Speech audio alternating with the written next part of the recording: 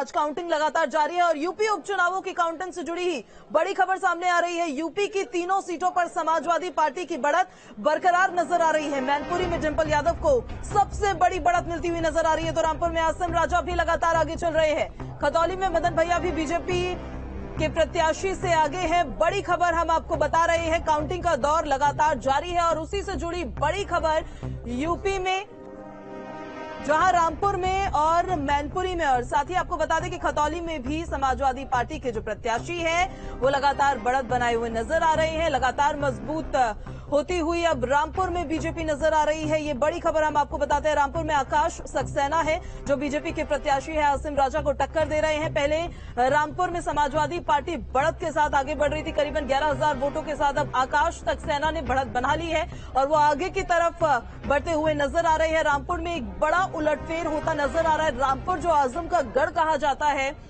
वहां पर आसिम राजा लगातार बढ़त बनाए हुए नजर आ रहे थे, लेकिन एकदम से उलटफेर हुआ और अब आकाश सक्सेना को बढ़त मिलती हुई नजर आ रही है। आकाश सक्सेना जिन्होंने रामपुर में एक तरीके से देखा जाए तो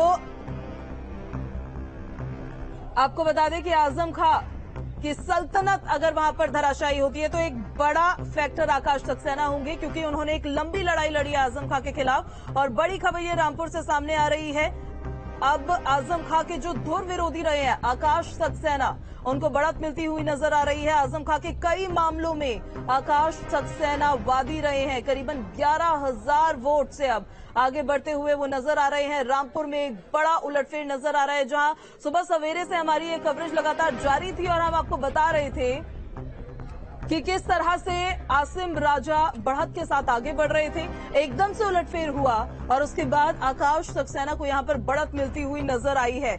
आजम की विधायकी अगर गई तो आकाश सक्सेना एक बहुत बड़ा फैक्टर उसमें रहे हैं। कई मामलों में वो वादी रहे हैं, व्यवसायी है। वैसे पूर्व मंत्री शिव बहादुर सक्सेना के बेटे हैं आकाश सक्सेना। अब्दुल्ला आजम की फर्जी डिग्री वाले केस में भी उन्होंने एक अहम भूमिका निभाई है। एक तरीके से देखा जाए तो रामपुर में अगर आजम खां की जो अभी स्थिति है तो उसके पीछे एक बड़ा फैक्टर, एक बड़ी भूमिका निभाते हुए आकाश सक्सेना नजर आए हैं। एक लंबी लड़ाई उन्होंने उनके खिलाफ लड़ी है, लेकिन जो रामपुर था वो आजम का गढ़ माना जाता था।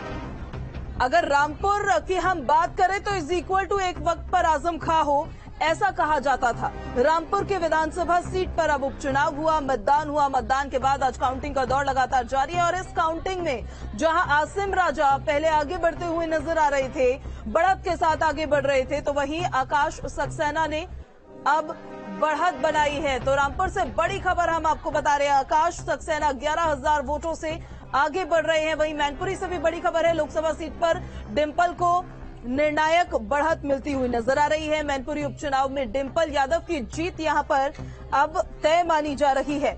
डिंपल यादव काफी वोटों से आगे चल रही है रघुराज शाक्य से। अनुराग हमारे